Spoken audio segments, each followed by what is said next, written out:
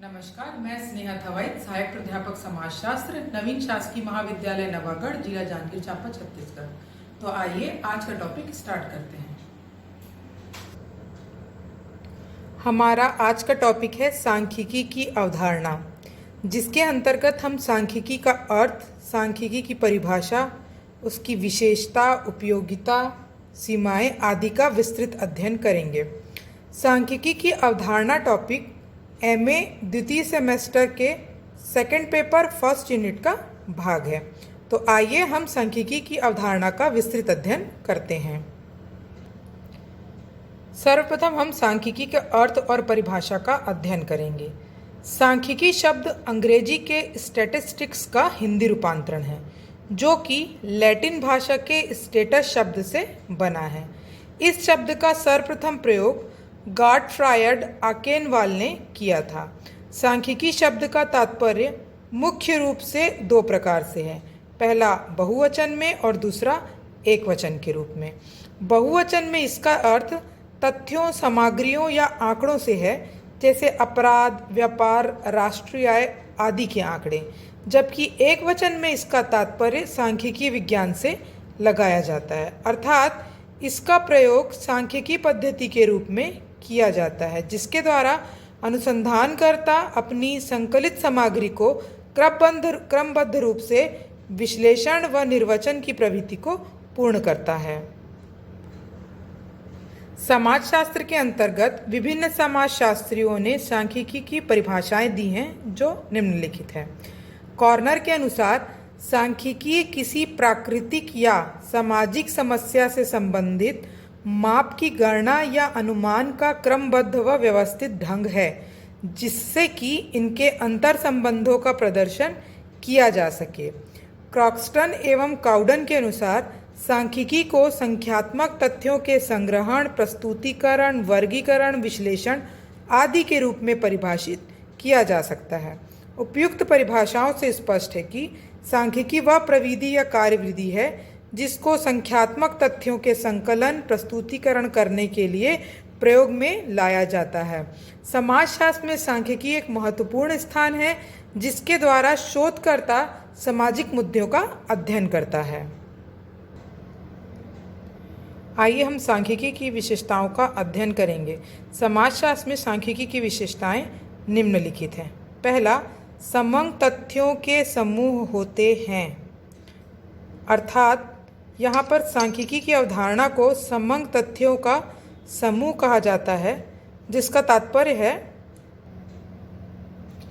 Shri Horace script के विचारों में समंक किसी व्यक्ति या वस्तु विशेष के लिए नहीं होते हैं, अपितु वे किसी समूह के तथ्यों को प्रदर्शित करते हैं। अर्थात यह एक व्यक्ति के लिए कोई संख्या दी जाए तब वह समंक नहीं होगा, लेकिन एक समूह के लिए संख्या दी जाए तो वह समंक होता है। इस प्रकार सांख्यिकी के अंतर्गत हम समंक तथ्यों का अध्ययन करते हैं। दूसरा है, सांख्यिकी साधन प्रस्तुत करती है, निष्कर्ष नहीं। अर्थात यदि अनुसंधानकर्ता की भावना पक्षपातपूर्ण हो तो सांख्यिकी से प्राप्त निष्कर्ष अशुद्ध हो जाते हैं, क्योंकि ऐसी दशा में अनुसंधानकर्ता सदैव ऐसा प्रयास करता है कि परिणाम उसकी पूर्व धारणा और पूर्वाग्रह के अनुसार ही हो। अगली विशेषता है, समंकों की गणना या अनुमान द्वारा संकलित किया जाता है। होरेस्ट स्क्रिप्ट का विचार है कि समंकों का संकलन या तो साधारण गणना के आधार पर किया जा सकता है या फिर पूर्व घटनाओं एवं अनुभव के आधार पर अनुमान लगाकर किया जा सकता है। यदि समंक संकलन का क्षेत्र सीमित है, तब हम गणना विधि के द्वारा, और यदि क्षेत्र विस्तृत है तब हम अनुमानित आधार पर इसका संकलन कर सकते हैं। नेक्स्ट विशेषता है, गणितीय शुद्धता का अभाव। सांख्यिकी के नियम केवल औसतन ही सही नहीं होते हैं, सांख्यिकी के नियम केवल औसतन ही सही होते हैं, उनमें गणितीय शुद्धता का अभाव पाया जाता है। अगली विशेषता है, संकलन सुव्यवस्थित तरीके से हुआ हो। इसका तात्पर्य है कि समंकों का संकलन सुव्यवस्थित ढंग से होना चाहिए। यदि उनका संकलन योजना अनुसार नहीं किया जाए तब वह न तो समंक कहलाएंगे और न ही उनका निष्कर्ष विश्वसनीय होगा। अगला है, समंक अंकों या संख्या में व्यक्त किए जाते हैं। इसका तात्पर्य है कि समंक हमेशा अंकों में या संख्या में ही प्रस्तुत किए जाते हैं। यदि कोई तथ्य संख्या में प्रस्तुत नहीं किया जाता है तब वह समंक नहीं होता है और यह आवश्यक है कि सांख्यिकी के अंतर्गत केवल समंकों का ही अध्ययन किया जाता है। सांख्यिकी की अन्य विशेषताओं में सजातीयता आवश्यक है, अर्थात सांख्यिकी समंकों की तुलना हेतु उनका सजातीय होना आवश्यक है। उदाहरण के तौर पर कपड़ों और जूतों की तुलना संभव नहीं है। तो इस प्रकार जब हम सांख्यिकी में समंकों का अध्ययन करते हैं तो वह समंक सजातीय होना चाहिए जिससे अध्ययन करने में आसानी हो। इसके अलावा व्यक्तिगत अनुभवों में वृद्धि। सांख्यिकी पद्धति के अभाव में अनुसंधानकर्ता द्वारा निकाले गए निष्कर्ष केवल अनुमान मात्र होते हैं, उनमें दृढ़ता नहीं होती है। सांख्यिकी पद्धति के द्वारा जब अनुसंधानकर्ता अध्ययन कार्य करता है तो उसके ज्ञान और अनुभव में निरंतर वृद्धि होती है। जटिल तथ्यों को सरल बनाना। अनुसंधान के दौरान संकलित जानकारी अत्यंत जटिल और अव्यवस्थित होती है। सांख्यिकी के द्वारा ही व्यक्ति उसे सरल और अध्ययन योग्य बनाता है। यदि सरल या अध्ययन योग्य तथ्य हमें न मिले तो इसके निष्कर्ष विश्वसनीय नहीं हो सकते हैं। अगला है, सामान्य नियमों का निर्माण। सांख्यिकी पद्धति से मिले परिणामों को छोटे या विशेष क्षेत्र पे नियम रूप में लागू किया जा सकता है एवं क्षेत्र यदि विस्तृत हैं तो उसके संबंध में विभिन्न नियम भी इन परिणाम के आधार पर बनाए जा सकते हैं। अगला है, संक्षिप्त व्याख्या। सांख्यिकी अनुसंधान के निष्कर्षों व परिणामों में से ही अनावश्यक और अवांछित सामग्री हटाकर उनका संक्षिप्त और सरल रूप प्रस्तुत करता है। अगली विशेषता है, सामाजिक समस्याओं के समाधान में सहायक।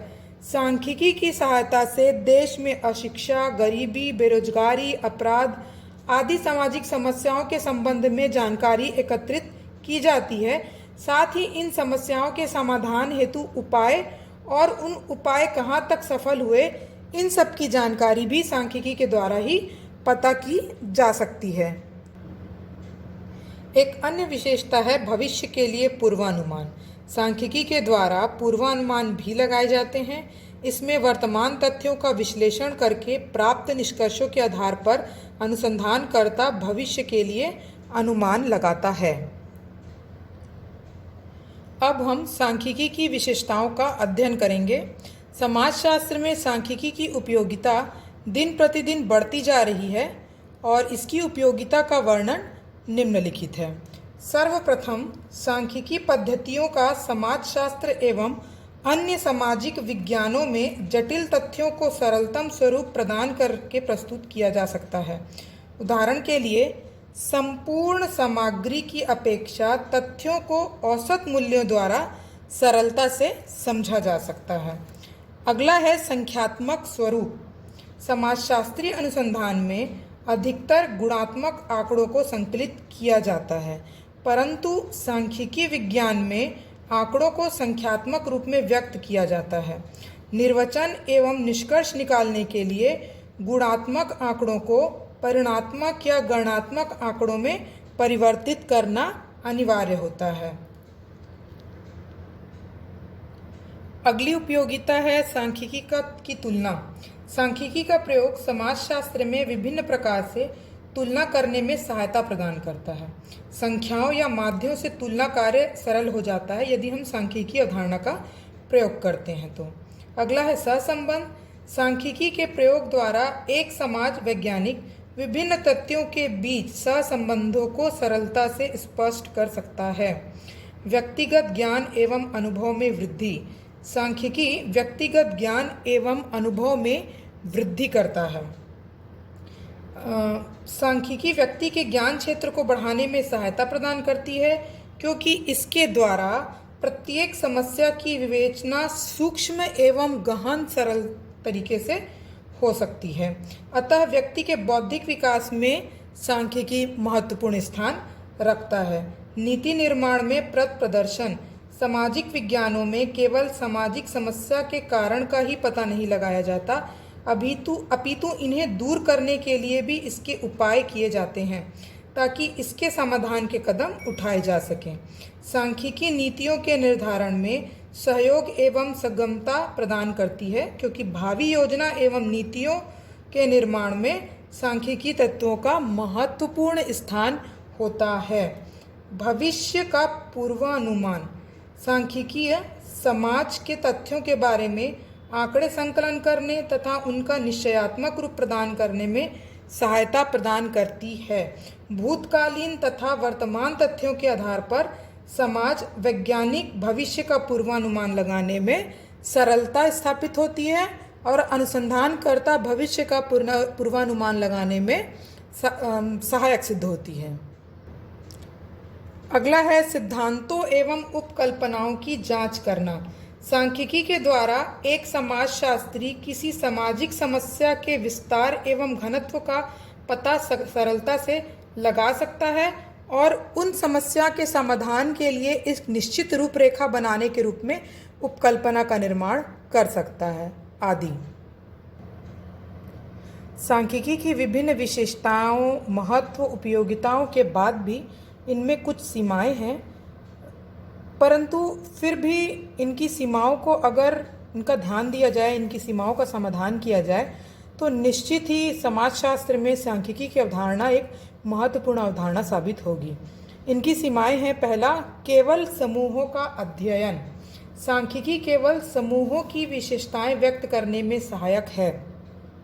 इसके द्वारा हम व्यक्तिगत इकाइयों का अध्ययन नहीं कर सकते। किंग के अनुसार सांख्यिकी अपने विषय की प्रकृति के कारण ही व्यक्तिगत इकाइयों पर विचार नहीं कर सकती है। यदि इकाइयां महत्वपूर्ण भी हो तो इसके लिए इनका समूह का होना आवश्यक है। दूसरा, संदर्भहीन सांख्यिकी परिणाम भ्रामक। सांख्यिकी का दूसरा प्रमुख दोष यह है कि इसके परिणामों को ठीक प्रकार से समझने के लिए परिस्थितियों के संदर्भ का ज्ञान होना आवश्यक है। यदि संदर्भ का स्पष्ट ज्ञान नहीं है तो प्राप्त निष्कर्ष भ्रामक और अस्पष्ट होंगे। केवल संख्यात्मक तथ्यों का अध्ययन। सांख्यिकी का एक अन्य मुख्य दोष यह है कि इसका प्रयोग केवल उन्हीं परिस्थितियों में किया जा सकता है जिनमें समस्याओं के पहलुओं को संख्यात्मक रूप में व्यक्त किया जा सके। इसके द्वारा गुणों या अवगुणों का अध्ययन नहीं किया जा सकता। अगला है आंकड़ों में सजातीयता। सांख्यिकी में केवल सजातीय तथ्यों, आंकड़ों का ही अध्ययन किया जा सकता है। यदि आंकड़ों में एकरूपता नहीं होगी तो सांख्यिकी का प्रयोग नहीं किया जा सकता। मापों एवं निष्कर्षों की परिशुद्धता की मात्रा। सांख्यिकी परिणाम केवल दीर्घकाल में औसत के रूप में ही सत्य होते हैं। सांख्यिकी के नियम सार्वभौमिक नहीं होते। अगला सीमाएं हैं दुरुपयोग। सांख्यिकी का प्रयोग केवल उन्हीं व्यक्तियों के लिए किया जा सकता है जिन्हें इनका पर्याप्त ज्ञान और अनुभव है। जनसाधारण अनुसंधानकर्ता या व्यक्ति द्वारा इसका दुरुपयोग किया जा सकता है। अगला है समस्या के अध्ययन का साधन मात्र। सांख्यिकी समस्या के अध्ययन के लिए केवल साधन प्रस्तुत करती है, उसके समाधान के बारे में कोई विचार नहीं करती। क्रॉक्सटन तथा काउडन के अनुसार यह नहीं माना जाना चाहिए कि सांख्यिकी विधि ही अनुसंधान में प्रयोग की जाने वाली एकमात्र विधि है, और न ही यह समझा जाना चाहिए कि प्रत्येक समस्या के समाधान में यह सर्वोत्तम हल है। इस प्रकार उपयुक्त सीमाओं के बाद भी राष्ट्रीय नियोजन, प्रशासन व्यवस्था, समाज की समस्या आदि जैसे अनुसंधान कार्य में सांख्यिकी एक महत्वपूर्ण प्रविधि साबित हो रही है। धन्यवाद।